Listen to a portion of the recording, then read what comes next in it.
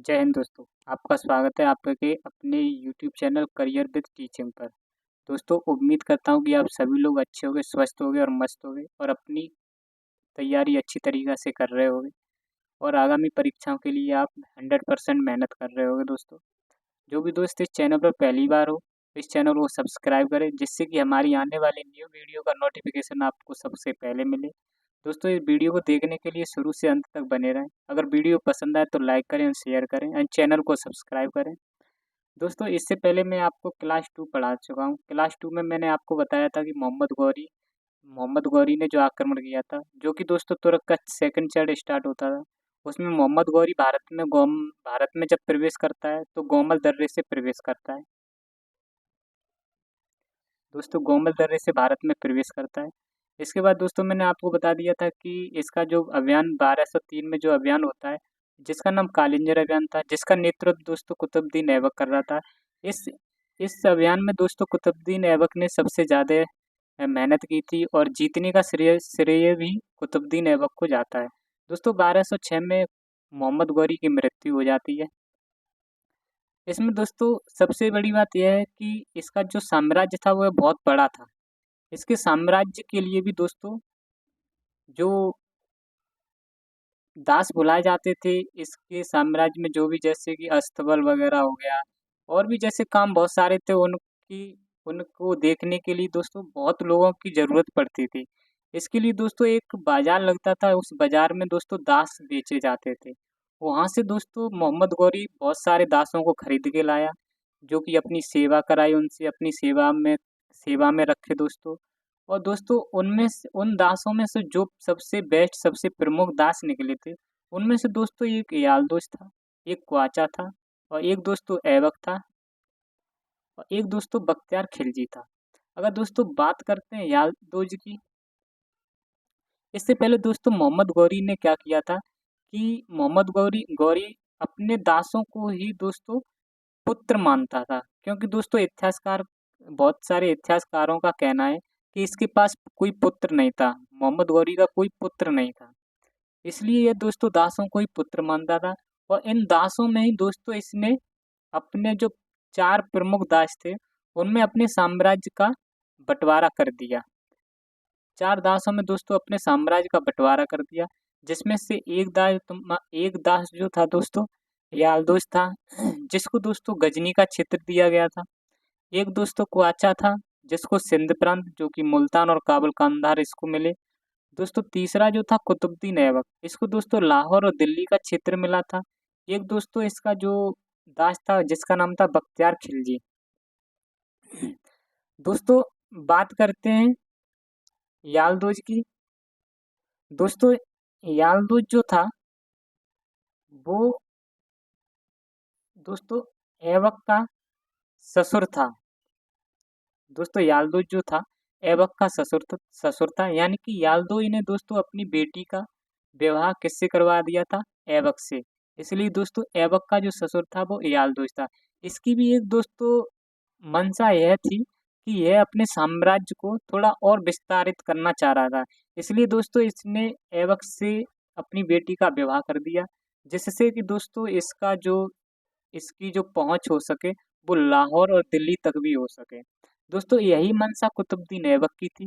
कुतुबुद्दीन ऐबक ने भी दोस्तों अपनी बहन का विवाह क्वाचा से कर दिया था, जो कि दोस्तों सिंध प्रांत का शासक था। इसलिए दोस्तों ऐबक का जो जीजा था वो क्वाचा था। इस तरीके से दोस्तों इन लोगों ने अपना साम्राज्य आपस में लिंक बना लिया था। दोस्तों इसी प्रकार से जो चौथा जो दास था उसका नाम था बख्तियार खिलजी। दोस्तों इतिहासकार कहते हैं कि ये बहुत क्रूर शासक था। क्रूर शासक था दोस्तों। इसने जो विश्वविद्यालय थे, जैसे कि दोस्तों एक नालंदा विश्वविद्यालय था, विक्रमशिला और औदंतपुरी। दोस्तों बख्तियार खिलजी ने इन तीनों विश्वविद्यालयों को नष्ट कर दिया था। दोस्तों बात करते हैं नालंदा विश्वविद्यालय की। दोस्तों नालंदा विश्वविद्यालय को कुमारगुप्त ने बसाया था। किसने बसाया था दोस्तों? कुमारगुप्त ने बसाया था। दोस्तों नालंदा विश्वविद्यालय बौद्ध की शिक्षा के लिए फेमस था। दोस्तों नालंदा विश्वविद्यालय जो स्थित है आपका बिहार में स्थित है। दोस्तों नालंदा विश्वविद्यालय की एक लाइब्रेरी है, उस लाइब्रेरी का नाम दोस्तों धर्म गूंज है। दोस्तों जब नालंदा विश्वविद्यालय को बख्तियार खिलजी ने नष्ट किया था, यानी कि दोस्तों इसको जलाया था, तो ये 3 मंथ तक जलती रही थी। दोस्तों इसका एक कारण था कि यह नालंदा विश्वविद्यालय 3 मंथ तक इसलिए जलता रहा था क्योंकि दोस्तों इस नालंदा विश्वविद्यालय में 9 मिलियन बुक्स रखी थी। 9 मिलियन दोस्तों कह सकते हैं 90 लाख। दोस्तों इसी तरीक़ा से बख्तियार खिलजी ने विक्रमशिला विश्वविद्यालय को नष्ट किया था। ये विक्रमशिला के जो संस्थापक थे दोस्तों धर्मपाल थे। कौन थे दोस्तों? धर्मपाल थे। दोस्तों तीसरा जो विश्वविद्यालय नष्ट किया था उसका नाम औदंतपुरी है। दोस्तों इस विश्वविद्यालय के जो संस्थापक थे वो गोपाल थे। कौन थे दोस्तों? गोपाल। इसी तरीक़ा से दोस्तों कह सकते हैं कि इस बख्तियार खिलजी ने तीनों नालंदा विश्वविद्यालयों को तबाह कर दिया था, जिससे हमारी हिंदुस्तान की जो शिक्षा में जो उन्नति हो सकती थी, उसका जो बाधक था ना दोस्तों बख्तियार खिलजी था। अगर ये विश्वविद्यालयों को नष्ट नहीं करता तो हमारा भारत शिक्षा के क्षेत्र में बहुत आगे बढ़ जाता। दोस्तों नेक्स्ट जो पॉइंट है बख्तियार खिलजी दोस्तों जो था पूर्व में यानी पहले दोस्तों मोहम्मद गौरी का सेनापति था। बाद में दोस्तों यह ऐबक का सेनापति बना था। दोस्तों फिर इसके बाद जब वो दोस्तों मोहम्मद गौरी ने कुतुबुद्दीन ऐबक को दोस्तों लाहौर और दिल्ली का क्षेत्र जब दे दिया था, तो दोस्तों यहीं से ही कहीं न कहीं नींव डल जाती है दिल्ली सल्तनत की। क्योंकि दोस्तों दिल्ली सल्तनत भी 1286 और 1526 में स्टार्ट हो जाती है। दोस्तों यहाँ से यहाँ तक का जो समय था वो 320 वर्ष तक 320 वर्ष तक शासन चला था, जिसमें से दोस्तों कई सारे वंश आए, जिनमें से दोस्तों आपके दिल्ली सल्तनत में 5 वंश हुए थे, जो दोस्तों बहुत ही महत्वपूर्ण है आपके लिए। दोस्तों बात करते हैं अगर दोस्तों सीक्वेंस से अगर आप याद रख सकते हो, तो दोस्तों एक ट्रिक है, इन दिल्ली सल्तनत पर जो 5 वंश हुए थे, इनकी दोस्तों मैं आपको ट्रिक बता देता हूँ कि फर्स्ट दोस्तों गुलाब खिले तुम शायद लो। दोस्तों आप कह सकते हो गुलाब से दोस्तों गुलाम वंश और खिले से दोस्तों खिलजी वंश और तुम से दोस्तों तुगलक वंश और शायद से दोस्तों सैयद वंश हो जाएगा। लो से दोस्तों लोधी वंश हो जाएगा। दोस्तों बात करते हैं गुलाम वंश की। गुलाम वंश की दोस्तों जो साल है कहाँ से कहाँ तक चला था दोस्तों, यह गुलाम वंश दोस्तों 1206 से 1290 तक चला था दोस्तों। यह दिल्ली सल्तनत पर दोस्तों गुलाम वंश ने 84 वर्ष तक शासन किया था। इसी प्रकार दोस्तों खिलजी वंश शुरू हुआ था। दोस्तों खिलजी वंश 1290 से लेकर 1320 तक चला था, जिसने दोस्तों 30 वर्ष तक दिल्ली सल्तनत पर शासन किया था। दोस्तों कहा जाता है कि दिल्ली सल्तनत पर सबसे कम कार्यकाल जिस वंश का था वो खिलजी वंश का था। दोस्तों जो नेक्स्ट वंश था वो तुगलक वंश था, जिसका शासन दोस्तों 1320 से लेकर 1414 तक चला था। दोस्तों इसका जो शासन चला था दिल्ली सल्तनत पर 94 वर्ष तक चला था। दोस्तों कहा जाता है कि दिल्ली सल्तनत पर सबसे लंबा कार्यकाल जिस वंश का था वो तुगलक वंश था। दोस्तों जो नेक्स्ट वंश था सैयद वंश दोस्तों 1414 से लेकर 1451 तक था, जो कि दोस्तों 37 वर्ष तक चला था। दोस्तों इसी प्रकार नेक्स्ट जो वंश था लोधी वंश। दोस्तों लोधी वंश दिल्ली सल्तनत पर शासन करने वाला अंतिम वंश था, जो कि 1451 से लेकर 1526 तक दोस्तों चला था। यह दोस्तों 75 वर्ष तक शासन किया था। दोस्तों दिल्ली सल्तनत पर शासन करने वाला जो अंतिम वंश था वो लोधी वंश था, जिसने दोस्तों 75 वर्ष तक शासन किया था। दोस्तों यहीं से हम आज क्लास को स्टार्ट दोस्तों इसके बाद दोस्तों हम अपना गुलाम वंश स्टार्ट करने वाले हैं। गुलाम वंश दोस्तों आपका मैंने बता दिया था कब स्टार्ट हुआ था। आपको बताया दोस्तों 1206 से लेकर 1290 तक दोस्तों 1290 एडी तक, जो कि दोस्तों आपको बता दिया था मैंने कि जो कि 84 वर्ष तक जिसने शासन किया था। दोस्तों गुलाम वंश ने जो शासन किया था दिल्ली सल्तनत पर 84 वर्ष तक किया था।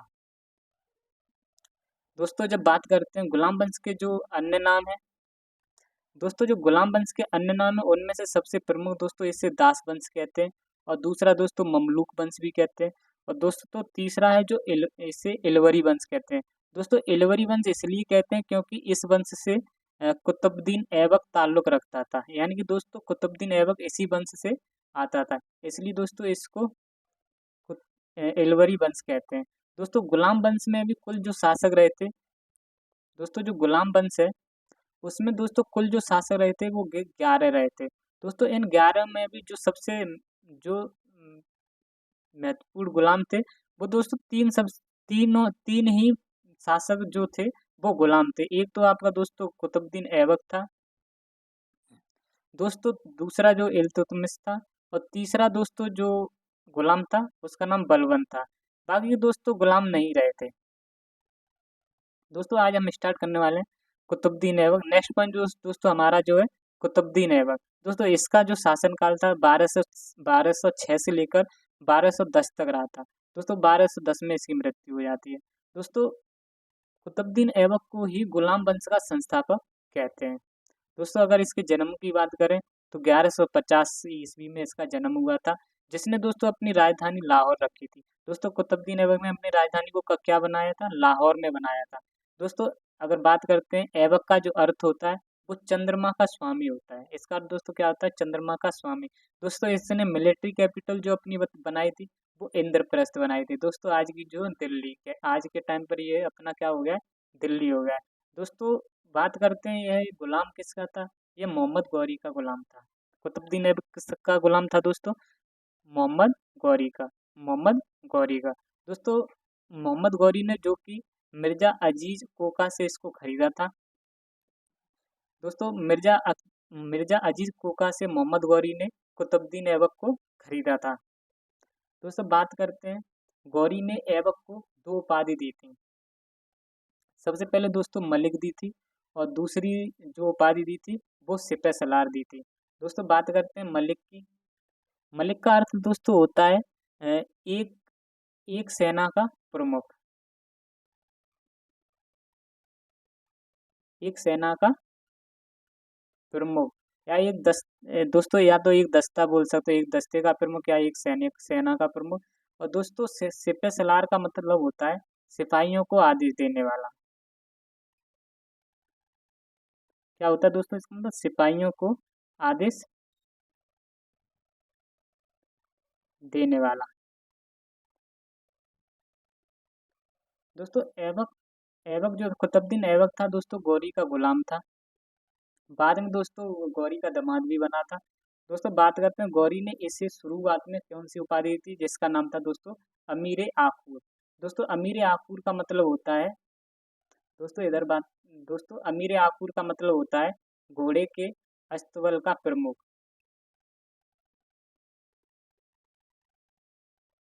दोस्तों अमीर आखूर का क्या मतलब होता है, घोड़े के अस्तबल का प्रमुख। क्योंकि जो कि दोस्तों घोड़े के अस्तबल का निगरानी भी करता था, इसलिए दोस्तों मोहम्मद गौरी ने कुतुबुद्दीन ऐबक को अमीर आखूर कहा। दोस्तों अगर बात करते हैं कुतुबुद्दीन ऐबक की जो मृत्यु हुई थी वो दोस्तों चौगान खेलते समय हुई थी, जिसको दोस्तों इंग्लिश में पोलो कहते हैं। जैसे घोड़े पर बैठकर हॉकी से एक बॉल को मारते हैं, उसको दोस्तों हम क्या बोलते हैं, पोलो या चौगान बोलते हैं दोस्तों। दोस्तों कुतुबुद्दीन ऐबक के अन्य नाम जानते हैं। अन्य नाम इसके क्या क्या थे दोस्तों, इसको दोस्तों पील बख्श कहते थे। पील बख्श का मतलब होता है दोस्तों अपने लोगों को हाथी दान कर देता था। दोस्तों अपने प्रजा में अपने लोगों को अपने दरबार में जो आता था उनको दोस्तों हाथियों का दान कर देता था, इसलिए इसको पील बख्श बोलते हैं दोस्तों। इसको लाख बख्श भी बोलते हैं। दोस्तों ये लाखों का दान कर देता था, इसलिए इसको लाख बख्श कहते हैं। इसको दोस्तों हातिम दुत्ती बोलते हैं। दोस्तों हातिम नाम के एक हमारे भारत में शासक रह चुके हैं, इसलिए इसको हातिम दुत्ती कहते हैं दोस्तों। और दोस्तों इसको कुरान खां भी कहते हैं। दोस्तों कुरान खां इसलिए कहते हैं क्योंकि यह दोस्तों कुरान के एक एक शब्द को मौखिक इसको याद थे, इसलिए इसको दोस्तों कुरान खां कहा गया है। दोस्तों अगर बात करते हैं ऐबक ने कभी भी अपने नाम का कोई ना सिक्का चलाया था और ना ही कोई खुतबा यानी कि प्रशंसा पत्र पढ़वाया था। दोस्तों खुतबा उसे कहते हैं जैसे कि हम अपनी प्रशंसा में बढ़ा चढ़ाकर बातें कहते हैं, जैसे कि मैं कुतुबुद्दीन ऐबक यहाँ का मैंने इस शहर का निर्माण किया, और मैंने इसको इतना इतना दान दिया, ये तालाब बनवाया, ये इमारत बनवाई। इस तरीके से दोस्तों यह अपना कोई भी प्रशंसा पत्र जारी नहीं करता था, ना इसी को बोलते हैं दोस्तों खुतबा। इसी तरीके से दोस्तों ना ही इसने कोई सुल्तान की उपाधि धारण की और ना ही दोस्तों इसने गाजी की उपाधि धारण की। दोस्तों बात करते हैं कि बख्तियार दोस्तों ये बख्तियार काकी का शिष्य था।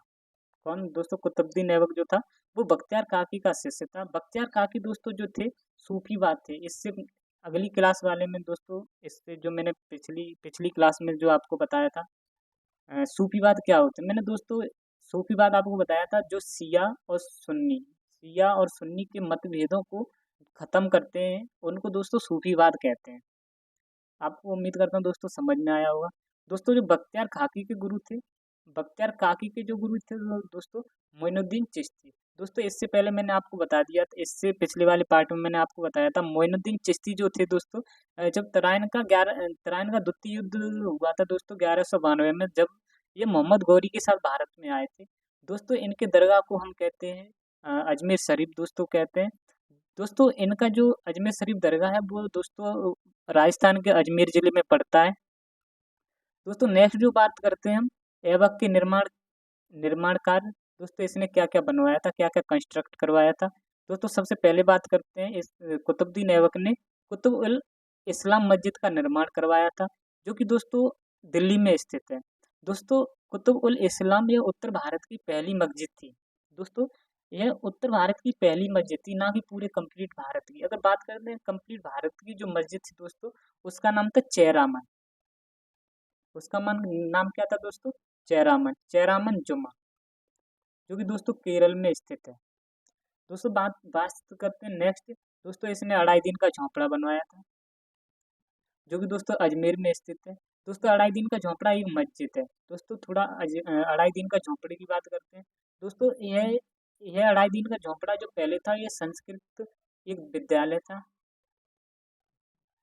संस्कृत दोस्तों एक यह विद्यालय था। दोस्तों जिसका निर्माण विक्रराज ने करवाया था दोस्तों, और जिसे जिसे दोस्तों कुतुबुद्दीन ऐबक ने तुड़वा दिया था। इस संस्कृत विद्यालय पे दोस्तों बहुत अच्छी सुंदर कविताएं लिखी थी और ये बहुत सुंदर भी बना था दोस्तों, जिसे कुतुबुद्दीन ऐबक ने दोस्तों तुड़वा दिया था। और इसकी जगह पर दोस्तों वहाँ की जो आम जनता थी, जो हिंदू लोग थे दोस्तों, उनको इकट्ठा करवाया और उनको बुलाया दोस्तों, और उनसे कहा दोस्तों कि यह इस जगह पर मुझे यानी कि 60 घंटे के अंदर 60 आवर के अंदर दोस्तों मुझे यहाँ पर दोस्तों इसने कहा था कि यानी कि 2.5 दिन ढाई 60 घंटे का मतलब दोस्तों 2.5 दिन हो गया ना। तो दोस्तों इसने कहा था कि मुझे यहाँ पर इतने घंटे यानी इतने दिन पर यहाँ पर एक इमारत चाहिए। तो दोस्तों वहाँ के हिंदू लोग जो थे उन्होंने 60 आवर यानी 2.5 दिन में यहाँ पर इमारत खड़ी कर दी। इसी इमारत को दोस्तों 2.5 दिन का झोंपड़ा कहा गया, जो कि एक मस्जिद है। दोस्तों नेक्स्ट बात करते हैं कुतुब मीनार की। दोस्तों इसने कुतुब मीनार का भी निर्माण करवाया, जो कि 1199 में करवाया था। दोस्तों यह आपकी दिल्ली में स्थित है। कहाँ स्थित है दोस्तों? दिल्ली में स्थित है। दोस्तों कुतुब मीनार की बात करते हैं तो इसकी जो फर्स्ट नींव यानी फर्स्ट मंजिल जो बनवाई थी वो सिर्फ कुतुबुद्दीन ऐबक ने बनवाई थी। दोस्तों कुतुबुद्दीन ऐबक ने सिर्फ इसकी कुतुब मीनार की फर्स्ट मंजिल ही बनवाई थी। दोस्तों इसकी जो बाकी की अदर जो मंजिलें थी, जैसे कि दूसरी और थर्ड और चौथी यानी दूसरी तीसरी चौथी जो मंजिल थी दोस्तों, वो इल्तुतमिश ने बनवाई थी। और दोस्तों पांचवी जो मंजिल थी वो फिरोज शाह तुगलक ने बनवाई थी। दोस्तों बात करते हैं इसकी हाइट की। इसकी हाइट दोस्तों 7.5 मीटर है दोस्तों, जिसे दोस्तों कुतुब मीनार को दोस्तों 1993 में यूनेस्को की विरासत सूची में शामिल कर लिया गया था। दोस्तों यूनेस्को की विरासत में इसको 1993 में शामिल किया गया था। दोस्तों नेक्स्ट बात करते हैं ऐबक को ऐबक को ही दोस्तों जो कुतुबुद्दीन ऐबक था इसको ही गुंबद कला और मेहराब कला का ही जनक कहते हैं। दोस्तों गुंबद कला क्या होती है, मेहराब कला जैसे आप दोस्तों इस तरीके की डिजाइन जानते होंगे। ये डिजाइन जो होती है ये दोस्तों आपकी होते हैं, इसको दोस्तों इस कला को बोलते हैं दोस्तों, ये जो डिजाइन बनी है ये इसको बोलते हैं दोस्तों गुंबद। और मेहराब जो होता है दोस्तों ये ट्रायंगल शेप का होता है। आपने दोस्तों पुरानी इमारतों में देखा होगा।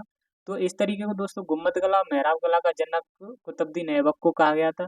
दोस्तों इसके जो प्रमुख कवि थे, इसके दरबार में जो कवि रहते थे, सबसे प्रसिद्ध कवि थे दोस्तों हसन निजामी।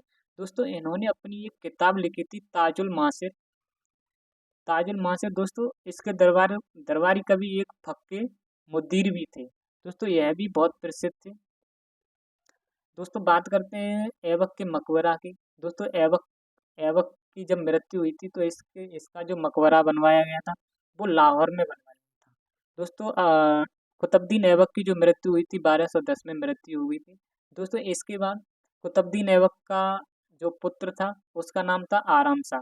दोस्तों आराम शाह दिल्ली के दोस्तों आराम शाह फिर इसके बाद गद्दी पर बैठता है। दोस्तों आराम शाह से 1210 से लेकर 1211 तक रहा था।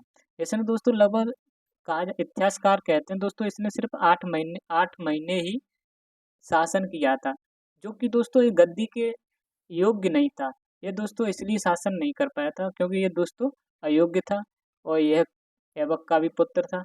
दोस्तों इसे इल्तुतमिश ने हराया था। दोस्तों जिस युद्ध में इसको इल्तुतमिश ने हराया था उस युद्ध को जूड़ का युद्ध कहते हैं। दोस्तों जूड़ का युद्ध जो हुआ था वो दिल्ली के पास में हुआ था। कहाँ हुआ था दोस्तों? दिल्ली के पास में हुआ था। दोस्तों इसके बाद इल्तुतमिश जीत जाता है तो इल्तुतमिश शासन करता है।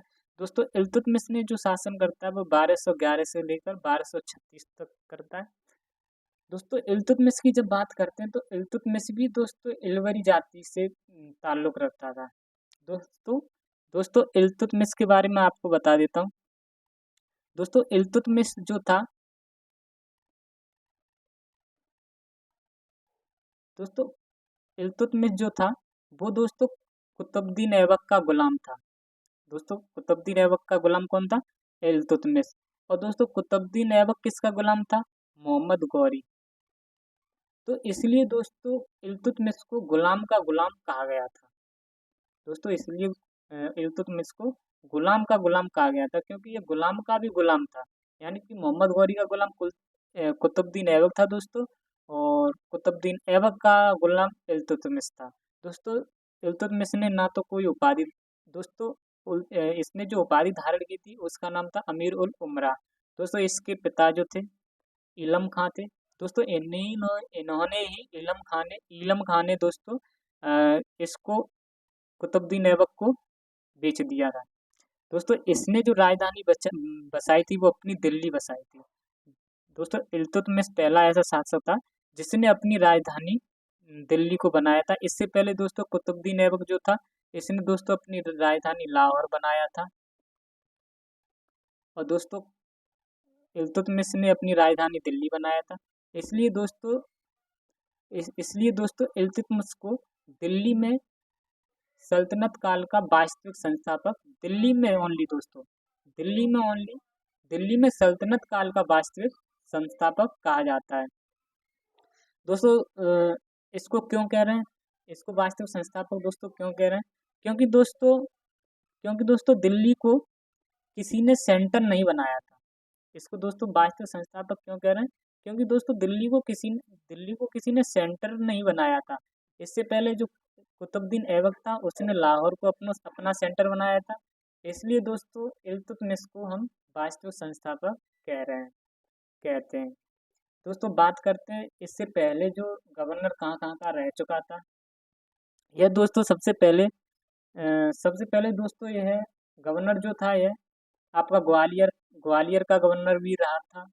इसके बाद दोस्तों यह बर्न एक बुलंदशहर के पास जगह पड़ती है, यहाँ का गवर्नर रहा था। इसके बाद दोस्तों यह बदायूं का गवर्नर बनता है।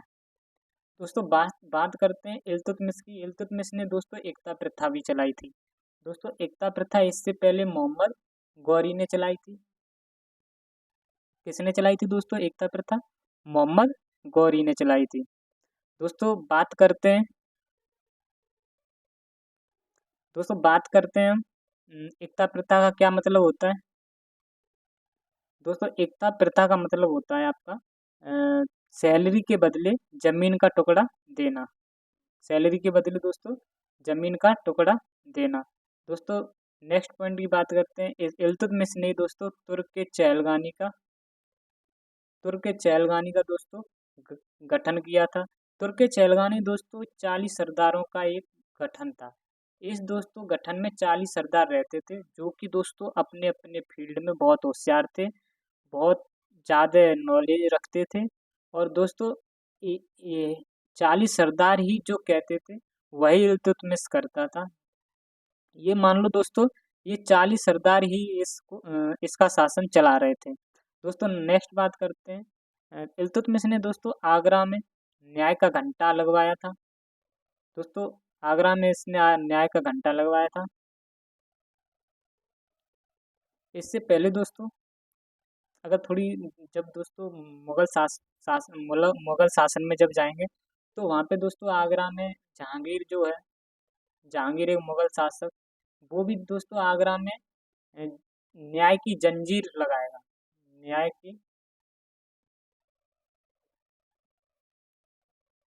की जंजीर लगाएगा दोस्तों। बात करते हैं नेक्स्ट दोस्तों। इल्तुतमिश के साथ इल्तुतमिश के समय के जो इतिहास का वर्णन किया गया है दोस्तों, वो तारीख फिरोजशाही बुक है एक, उसमें इल्तुतमिश के समय का इतिहास का वर्णन किया गया है, जिसके लेकर दोस्तों बरनी है। ये दोस्तों एग्जाम में बहुत पूछा गया क्वेश्चन कि तारीख फिरोजशाही के लेखक कौन है, बरनी। दोस्तों नेक्स्ट बात करते हैं। यह खलीफा से खिलाफत प्राप्त करने वाला भी पहला सुल्तान बना था दोस्तों। जब खलीफा दोस्तों क्या होता था कि दोस्तों इस्लाम जगत का सबसे पावरफुल पर्सन खलीफा कहलाता था दोस्तों। इस ये जो खलीफा आपका आदेश जारी कर देता था वो इस्लाम जगत में सबसे बड़ा आदेश होता था, इसलिए दोस्तों खलीफा का पद सबसे मान्य था। जैसे कि दोस्तों कोई युद्ध, जैसे कि दोस्तों खलीफा किसी को छवासी देता था, वही खिलाफत कहते थे दोस्तों उसको। खिलाफत प्राप्त की उसने, इल्तुतमिश ने। दोस्तों जो नेक्स्ट युद्ध हुआ, नेक्स्ट जो पॉइंट है, तराइन का तृतीय युद्ध होता है दोस्तों। इससे पहले मैंने आपको बताया था मोहम्मद गौरी ने 1191 में तराइन का पृथ्वीराज चौहान के साथ किया था। 1192 में दोस्तों तराइन का दूसरा युद्ध हुआ था मोहम्मद गौरी का पृथ्वीराज के साथ। तीसरा जो तराइन का युद्ध था दोस्तों 1215 एडी में हुआ था। कब हुआ था दोस्तों? 1215 एडी में। तो दोस्तों जो कि इल्तुतमिश यालदोज को दोस्तों इस युद्ध में इल्तुतमिश ने हराया था। दोस्तों बात करते हैं इल्तुतमिश ने जो मुद्राएं जारी की थी, उन मुद्रा का नाम दोस्तों जीतल था, एक टंका था। दोस्तों जीतल तांबा की थी और टंका इस चांदी यानी कि सिल्वर की थी। दोस्तों नेक्स्ट पॉइंट की बात करते हैं। इल्तुतमिश के ही समय पर दोस्तों 1221 में मंगोलों का आक्रमण भारत पे हुआ था। मंगोलों का आक्रमण हुआ था। उस टाइम पर दोस्तों कंप्लीट हुआ नहीं था दोस्तों। अगर इल्तुतमिश नहीं होता दोस्तों, इल्तुतमिश की थोड़ी इसमें रणनीति रही थी, इसलिए दोस्तों यह भारत पर आक्रमण नहीं हुआ था। यह पाकिस्तान से ही चंगेज खान वापस हो गया था। क्यों हुआ था दोस्तों, ये इसकी थोड़ी स्टोरी आपको बताता हूँ। जब दोस्तों 1291 में मंगोलों का आक्रमण हुआ तो उसका नेतृत्व चंगेज खान कर रहा था, जो कि तिमचन का था। चंगेज खान का जन्म दोस्तों तिमचन में हुआ था। दोस्तों बात करते हैं जब चंगेज खान ने जब आक्रमण किया था तो दोस्तों इसने ख्वारिज्म पर आक्रमण किया था दोस्तों। ख्वारिज्म का जो शासक था वो मोहम्मद अलाउद्दीन था। मोहम्मद अलाउद्दीन दोस्तों था जो इस युद्ध में हारा मंगोलों से। दोस्तों हारने के बाद यह कैस्पियन सागर की तरफ भाग गया था। दोस्तों मोहम्मद अलाउद्दीन का जो पुत्र था वो जलालुद्दीन मनकबरनी था। दोस्तों ये जलालुद्दीन मनकबरनी के जब पीछे पड़ जाता है चंगेज खान, तो दोस्तों जलालुद्दीन मनकबरनी ये भी भागता है। तो ये दोस्तों मध्य एशिया से होते हुए भारत में जब एंटर हो जाता है, जब दोस्तों भारत में एंटर होता है तो भारत में दोस्तों यहाँ पर शासन कर रहे होते हैं आपके इल्तुतमिश। जब दोस्तों जब वो जलालुद्दीन मनकबरनी का एक दास जब यहाँ इल्तुतमिश के दरबार में आता है तो दोस्तों गुहार लगाता है कि हमारे शासक को आपकी शरण लेनी है, आपकी ज़रूरत है, इस तरीके से। तो इल्तुतमिश ने दिमाग लगाया दोस्तों कि इतना बड़ा शासक होकर हमारी हमारी शरण कैसे ले रहा है। तो दोस्तों इल्तुतमिश ने पता लगाया कि इस जलालुद्दीन मनकबरनी के भी पीछे कोई और है। जो था दोस्तों वो था चंगेज खान। कौन था दोस्तों? चंगेज खान था। दोस्तों जब बात करते हैं जब चंगेज खान था, तो दोस्तों जब वो इल्तुतमिश ने दोस्तों इसको जलालुद्दीन मनकबरनी को शरण नहीं दी थी, तो दोस्तों जलालुद्दीन मनकबरनी ने क्या किया, इसने दोस्तों यहाँ से सिंध प्रांत था, वहाँ पर शासन जो कर रहे थे ख्वाजा। दोस्तों यहाँ पर जो शासन कर रहे थे ख्वाजा, यहाँ पर आक्रमण कर दिया था। इस तरीके से दोस्तों इल्तुतमिश ने भारत पर चंगेजों का आक्रमण होने से बचा लिया था। दोस्तों नेक्स्ट पॉइंट की बात करते हैं, मकबरा शैली का जो जनक है वो आपका इल्तुतमिश है। दोस्तों इल्तुतमिश ने ही पहला मकबरा दिल्ली में बनवाया था। उस मकबरे का नाम है दोस्तों सुल्तानगढ़ी का मकबरा। दोस्तों ये सुल्तानगढ़ी का मकबरा जो इल्तुतमिश ने बनवाया था, वो दोस्तों इल्तुतमिश ने अपने बड़े बेटे नसरुद्दीन महमूद की याद में बनवाया था दोस्तों। इनका जो बेटा था नसरुद्दीन महमूद, इसकी याद में दोस्तों बनवाया था। दोस्तों नेक्स्ट पॉइंट की बात करते हैं, इल्तुतमिश ने दोस्तों टकसाल टकसाल यानी मिंट का भी नाम सिक्कों पर चलवाया था। दोस्तों जैसे कि कहीं इसकी टकसाल कहीं मान लो दिल्ली में होगी, तो दोस्तों इसने अपने सिक्कों पर दिल्ली टकसाल लिखवाया। इस तरीके से दोस्तों दोस्तों इसने अपने सिक्कों पर भी टकसालों का नाम लिखवाया था। दोस्तों इसने जो दोस्तों इल्तुतमिश ने अतारकीन का भी दरवाजा बनवाया था, जो कि दोस्तों जोधपुर राजस्थान में स्थित है। दोस्तों इस ये वाला पॉइंट इल्तुतमिश का जो बंगाल पर अभियान हुआ था 1225 से लेकर 1226 तक, दोस्तों इसमें इल्तुतमिश विजय हुआ था। यहाँ पर दोस्तों इसका जो सूबेदार था बंगाल और बिहार में, वो दोस्तों अलाउद्दीन जानी था।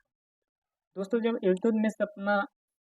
जब दोस्तों इल्तुतमिश बंगाल विभाजन जीतकर जब अपने दिल्ली की तरफ दोस्तों जा रहा था, तो दोस्तों जब अपने दिल्ली यहाँ पर पहुंचा तो एक गयासुद्दीन नामक शासक ने बंगाल और बिहार पर आक्रमण कर दिया था। तो दोस्तों उसी समय पर इल्तुतमिश ने अपने बेटे इसका बेटे का जो नाम था नसरुद्दीन महमूद नसरुद्दीन महमूद को दोस्तों यहाँ पर आक्रमण करने के लिए भेजा था बंगाल बिहार में। पर लेकिन यहाँ पर दोस्तों नसरुद्दीन महमूद की तबीयत बहुत बुरी तरीक़ा से ख़राब हो जाती है, जिस वजह से दोस्तों यहाँ पर इसकी मृत्यु हो जाती है। दोस्तों इतिहासकार कहते हैं नसरुद्दीन महमूद की इसी मृत्यु के कारण ही इल्तुतमिश को इल्तुतमिश इल्तुतमिश की मृत्यु हुई थी। क्योंकि दोस्तों एक बेटे की मृत्यु हो जाती है तो कहीं न कहीं पिताजी जो पिताजी जो होते हैं टूट ही जाते हैं। इसी तरीक़ा से दोस्तों इल्तुतमिश की मृत्यु होती है। इसी की इसी प्रकार इल्तुतमिश ने आपके इल्तुतमिश ने अपने बड़े बेटे नसरुद्दीन महमूद की याद में ये दोस्तों ये सुल्तानगढ़ी का मकबरा बनवाया था। दोस्तों इसके अगले पार्ट में हम इल्तुतमिश के बारे में थोड़ा और पढ़ने वाले हैं। फिर दोस्तों इसी प्रकार धीरे-धीरे पढ़ेंगे दोस्तों आने वाली वीडियो में। अगर वीडियो दोस्तों पसंद आए तो वीडियो को लाइक करें और चैनल को दोस्तों सब्सक्राइब करें और दोस्तों वीडियो को शेयर भी ज़रूर करें। दोस्तों आज की वीडियो के लिए इतना काफ़ी है दोस्तों। अगर वीडियो पसंद आए दोस्तों तो अपने जो भी ग्रुप है उसमें शेयर करना। दोस्तों आज की वीडियो के लिए मैं यहाँ पर आपसे विराम लेता हूँ। जय हिंद, जय भारत।